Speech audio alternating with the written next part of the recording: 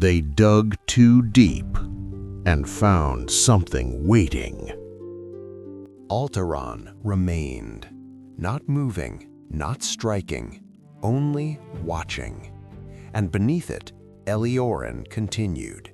The gates opened, the markets stirred, life resumed as if nothing had changed, but everything had. The calm was no longer natural. It was held, controlled, fragile. You could see it in small things, a baker forgetting his measure, a guard staring too long at the sky, a prayer that ended before it should. The kingdom was still functioning, but it was no longer steady. And inside the keep, the pressure was building again. Edrican moved first, not with force, not with anger, but with law.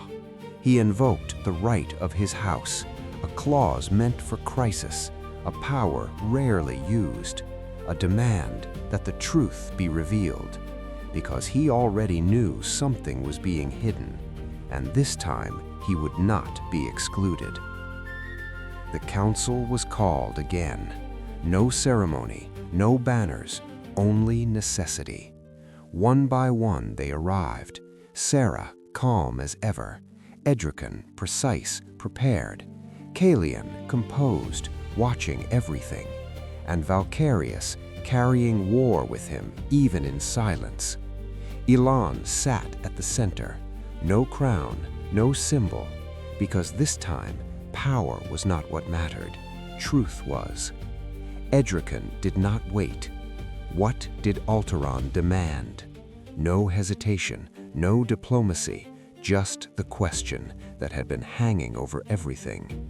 And Ilan answered, Umbrael. The words settled into the room like weight, not fully understood, but already dangerous. A black ore buried beneath Elioren, hidden until now. And suddenly, everything became clear. Altaron was not here by chance. It was here for something, something beneath them, something that could keep it alive or destroy everything if it failed. When Ilan explained the truth, the room changed, not in volume, but in gravity, because now the choice was real. Give Umbrael and save the kingdom, or refuse and risk the fall of the sky itself. Calian saw opportunity, enough gold to erase our debts, stability, control, survival. Edrican saw leverage. We can bind them, structure, power, advantage. Sarah saw law. It can be shaped, order, control, containment. But Valcarius saw something else. It stays in the ground. No hesitation, no compromise, because he understood something the others did not. Some things are not meant to be used. And Ilan agreed, not because it was safe, but because it was unknown. And unknown power is the most dangerous kind. The council fractured again, not in anger, but in certainty, each one convinced they were right. And Ilan stood between them all. So he chose something else, not acceptance, not refusal, but delay.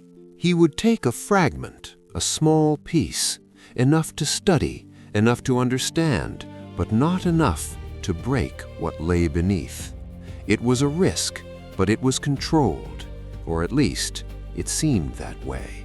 The fragment was taken, carried in silence, hidden within the keep. But even before it was understood, it began to change things. Light felt weaker near it, metal felt colder. Even animals reacted to its presence, as if they sensed something humans could not.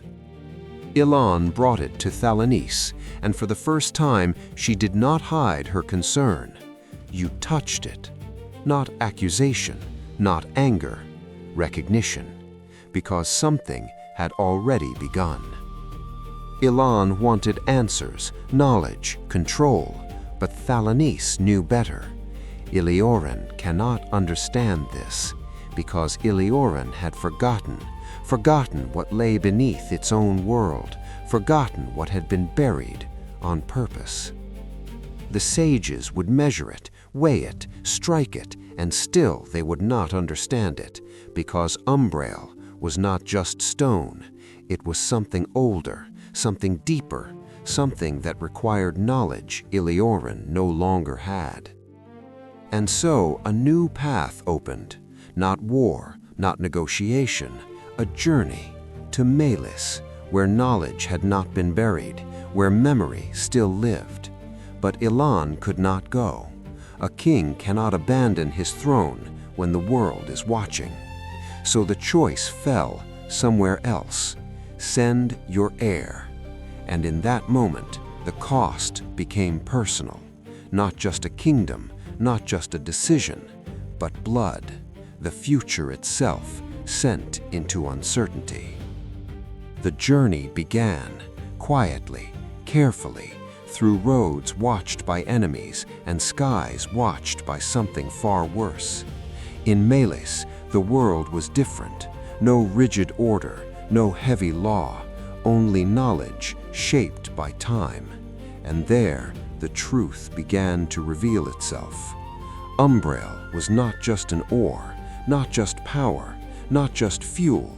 It was a conduit, a connection, a bridge to something beneath the world, something sealed, not by accident, but by design.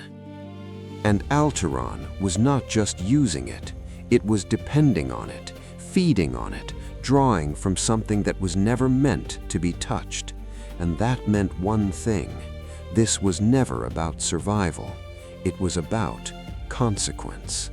Because if Umbrael is a bridge, then every piece taken opens something, and the deeper they dig, the closer something else comes back.